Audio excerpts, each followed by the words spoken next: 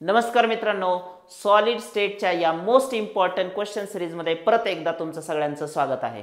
चला आपण याच्या पार्ट 2 कडे जातोय। आजच्या या व्हिडिओमध्ये देखील तुम्हाला असेच 10 मोस्ट इम्पॉर्टंट क्वेश्चन्स मिळणार आहेत। पहा, क्वेश्चन नंबर 11, कालच्या व्हिडिओमध्ये आपण 10 पर्यंतचे क्वेश्चन्स पाहिले होते।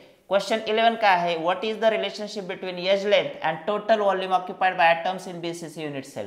म्हणजे तुम्हाला त्यांनी आर आणि ए चं रिलेशनशिप विचारलंय। सो बीसीसी साठी लक्षात ठेवा, बीसीसी साठी हे रिलेशनशिप काय असतं, R is equal to √3/4a।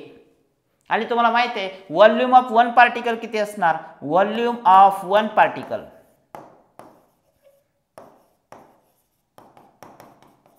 Original equation काय आहे आपलं, 4/3πr³। हो की नाही। हे काय आहे तर एका सिंगल पार्टिकलचा व्हॉल्यूम आहे। मग आपल्याला काय करायचंय, बीसीसी साठी काढायचंय, म्हणजेच काय इंटू 2 करावं लागेल, कारण बीसीसी मध्ये एन व्हॅल्यू किती असते मित्रांनो, नंबर ऑफ पार्टिकल्स 2 असतात, म्हणून आपण एका स्पेअरच्या व्हॉल्यूमला 2 ने मल्टिप्लाय केलं। आता आर ची व्हॅल्यू इथं ठेवायची तुम्हाला, 4/3 इंटू पाय इंटू आर ची व्हॅल्यू किती आहे पहा इथं, √3/4 √3/4a hole bracket cube into 2। जर हे तुम्ही सिंप्लिफाय केलं तर हे किती येणार आहे पहा, 4/3 पाय √3 3 वेळा √3 आहे, म्हणजेच 3√3 डिवायडेड बाय 4 इंटू 4 इंटू 4 म्हणजेच 64 इंटू a³ इंटू 2।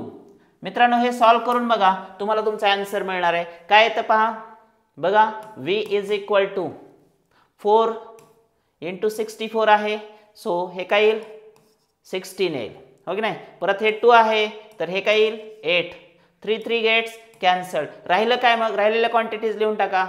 पहा √3 राहिलेला आहे, √3 डिवायडेड बाय डिनॉमिनेटर मध्ये आहे 8, √3/8 राहिलं काय पाय आणि a³। सो आपला आन्सर काय आले पहा, v is equal to √3πa³ divide by 8। तुम्ही ऑप्शन चेक करू शकता, v is equal to √3πa³ divide by 8 म्हणजेच ऑप्शन बी येतो याचा। हा क्वेश्चन 2024च्या सीड एक्झाम मध्ये पण आला होता आणि एक वेळा बोर्ड एक्झाम मध्ये पण आला होता। सो हे जे रिलेशनशिप क्वेश्चन्स आहेत ते मोस्ट कॉमन क्वेश्चन्स आहेत, लक्षात ठेवा। इथं तुम्हाला बीसीसी मध्ये विचारलंय, कदाचित तुम्हाला तुमच्या बोर्ड एक्झाम मध्ये सीईटी एक्झाम मध्ये सिंपल क्यूबिक साठी विचारतील किंवा एफसीसी साठी विचारतील, त्यामुळे हे तिन्ही रिलेशनशिप तुम्हाला लक्षात ठेवावेच लागणार आहेत। परत एकदा सांगतो, बीसीसी साठी आर आणि ए चं relationship R is equal to √3/4a आहे। तसं एफसीसी साठी काय आहे तुम्ही मला कमेंट बॉक्स मध्ये सांगायचं आहे, कारण या गोष्टीची माहिती मी मागच्या व्हिडिओमध्ये दिली होती। What is the relationship between R and A in case of FCC, comment box मध्ये लगेच मला आन्सर पाहिजे। आणि तुम्ही जर कमेंट दिली तर तुमच्या कमेंटला मी नक्की रिप्लाय देईन आणि तुमच्या डिमांडनुसार नेक्स्ट व्हिडिओज बनवणार, ठीक आहे। चलो नेक्स्ट क्वेश्चन आहे आपला, पहा, what is the total number of atoms present in FCC unit cell. कुठल्याही प्रकारचा न्यूमेरिकल नाही, साधा सरळ सोपा क्वेश्चन आहे, अगदी 2 सेकंदात त्याचं उत्तर येतं। एफसीसी युनिट सेल मध्ये किती पार्टिकल्स असतात, उत्तर आहे 4, बरोबर। सिंपल क्यूबिक मध्ये किती असतात, कमेंट बॉक्स मध्ये मला तुम्ही सांगायचं। आणि बॉडी सेंटर मध्ये सुद्धा किती पार्टिकल्स असतात याचं सुद्धा उत्तर मला कमेंट बॉक्स मध्ये हवंय। व्हिडिओ पाहताय ना, मी तुम्हाला परत सांगतोय, आपले व्हिडिओज तुमच्या येणाऱ्या बोर्ड आणि सीईटी आणि नीट जेईला माइलस्टोन ठरणार आहेत मित्रांनो। आणि विशेष म्हणजे फक्त तुम्ही व्हिडिओ स्वतः बघू नका, हे व्हिडिओज तुमच्या इतर मित्रमैत्रिणींना देखील शेअर करा, कारण ही खूप इम्पॉर्टंट इन्फॉर्मेशन आहे, जी खूप कष्टाने खूप मेहनत करून एका ठिकाणी कलेक्ट करून दिले। म्हणजे तुम्ही एक व्हिडिओ जर माझा पाहिला, 10 क्वेश्चन्स केले, खोटं सांगत नाही तुम्हाला 4 पुस्तकं जे चाळायचे तो तुमचा कंटेंट एका ठिकाणी आलेला आहे। So it's quite easy. आणि तुम्ही जेवण करत सुद्धा किंवा तुम्ही इतर काही ऍक्टिव्हिटी करत असताना सुद्धा किंवा थोडासा एक 10-15 मिनिटाचा वेळ जर काढला दिवसभरात तर तुम्ही हा व्हिडिओ पाहू शकता स्पीड वाढवून सुद्धा, आणि तुम्हाला खूप मोठी इन्फॉर्मेशन मिळते। चलो नेक्स्ट क्वेश्चन आहे आपला, calculate the molar mass of an element having density 5.6 gram. Density दिलेली आहे, that forms BCC unit cell. म्हणजे एन व्हॅल्यू किती येईल मित्रांनो, बीसीसी मध्ये 2 पार्टिकल्स असतात, a³ एन हे दिलेलं ऑलरेडी। सो सिंपल फॉर्म्युला आपला मोस्ट कॉमन फॉर्म्युला परत एकदा, नमीच्या आत्याला 3 मुली नाहीत। हो की नाही.